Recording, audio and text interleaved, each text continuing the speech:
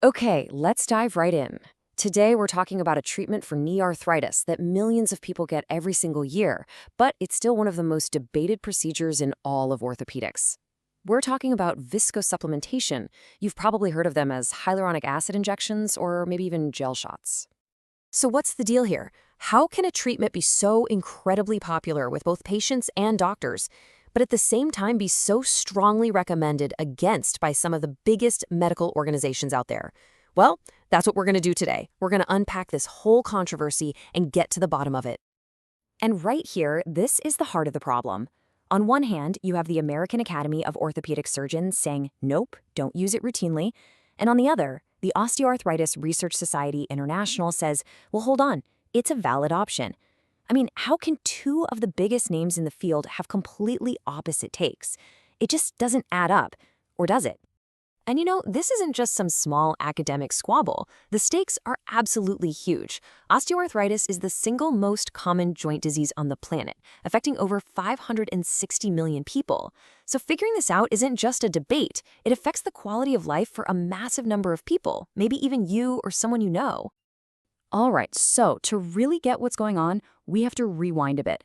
Let's start with the original idea. What was this treatment even supposed to do? The thinking behind it was actually pretty straightforward and beautiful in its simplicity. Okay, picture a healthy knee. Inside, you've got this amazing fluid, right? It's thick, it's slippery, it's basically the perfect lubricant and shock absorber. And the magic ingredient, the thing that gives it those properties, is a molecule called hyaluronic acid, or HA for short. But when you have osteoarthritis, that smooth cartilage starts to break down, and the HA degrades. That fluid gets thin and watery, and suddenly the joint loses its protection. So the original idea was super mechanical. It was just common sense, really. Think of it like the oil in your car's engine. If it's running low, what do? You top it off. Same idea here. The natural lube's gone, so let's just inject a replacement right into the joint. Restore the cushion, reduce the pain. Problem solved, right? Simple. But, and this is where things get really interesting, it turns out it's not that simple. See, doctors noticed the benefits were lasting for months, way longer than the HA physically stays in the knee. That meant something else had to be going on. We now know that the HA is actually sending signals to the cells in your joint. It's telling them to calm down, to reduce inflammation, and, get this, it actually tells them to start making their own healthy, natural HA again. So it's not just a patch, it's a reboot. Okay, so if the theory makes sense both mechanically and biologically, then what on earth is the big deal? Why is this so controversial? Well, this is where the plot thickens, and the data gets really messy. So in 2022, this huge, really influential study comes out, a meta-analysis in the British Medical Journal, and it reviewed like 50 years of data. And its conclusion was a total bombshell. It was a massive blow to the field, and it's the main piece of evidence people use when they argue against the treatment. What they found was that, on average, when you lump all these different injections together, the pain relief was a measly 2 millimeters on a 100 millimeter scale. I mean, that's so small it's considered clinically insignificant. It's basically just statistical noise. And it didn't stop there. It actually got worse. The very same study found a nearly 50% higher risk of serious side effects compared to just getting a placebo shot. So you're looking at almost no benefit and a much higher risk. That seems like a pretty open and shut case, doesn't it? But hold on. This seems damning, for sure, but does it really tell the whole story? I mean, are all these hyaluronic acid injections really the same? The big question is, were these giant studies, by throwing everything into one pot, missing the most important detail of all? And, well, a whole lot of new research is saying, absolutely yes. The core problem here is that lumping all these products together, it's like doing a scientific review of fruit juice.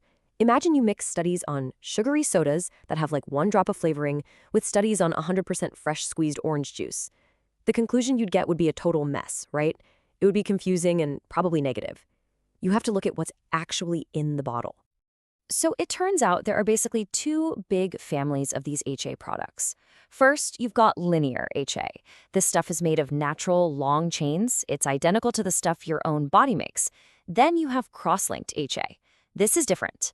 They take those natural chains and use chemicals to bond them all together, creating this thick synthetic gel.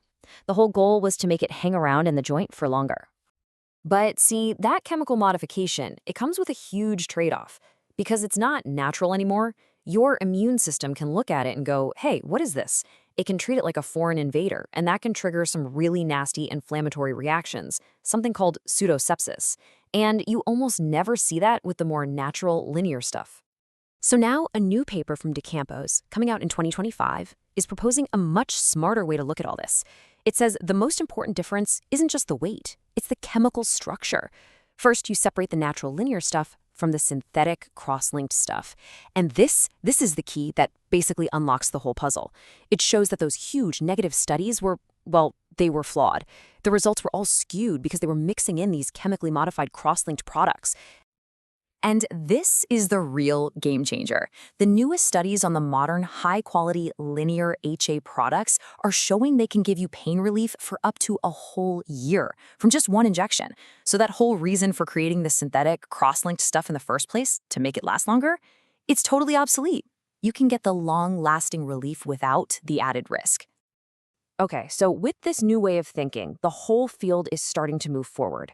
It's not just about which HA is best anymore. Now it's about using it as a building block for even smarter treatments. Let's take a look at what's coming next. So think of that natural linear HA as the perfect scaffold or carrier. Because it's a substance your body already knows and loves, it creates this healthy, happy environment inside the joint. And that environment can actually help other advanced regenerative therapies work way better than they could by themselves. This is leading to some really powerful new combination therapies. You have a big, painful flare-up, a doctor might mix the HA with a steroid for fast relief. But if the goal is long-term healing, they can combine it with things like platelet-rich plasma. You've probably heard of it as PRP, or even stem cells. You're creating this amazing cocktail that's designed to help the knee actually heal itself. And what's incredible is that the research is already showing this isn't just, 1 + 1 = 2. It's synergistic. The HA acts like this protective web that holds the PRP's healing growth factors right where they need to be for longer.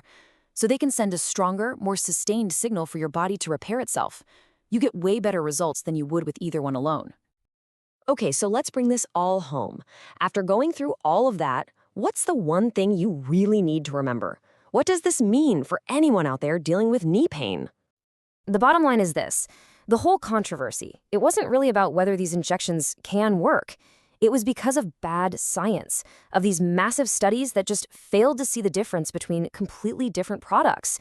The moment you separate the natural, linear stuff from the synthetic, cross-linked gels, and you focus on the modern, high-quality versions, a completely different picture appears, and it's a much, much more promising one.